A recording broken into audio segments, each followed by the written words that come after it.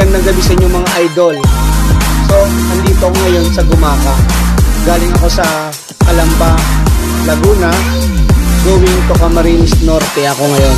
To Bicol region. So, tara. Sama ka.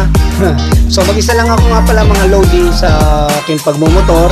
Wala akong kasama, wala akong kasalikod. So, yung camera ko na nandito sa harapan.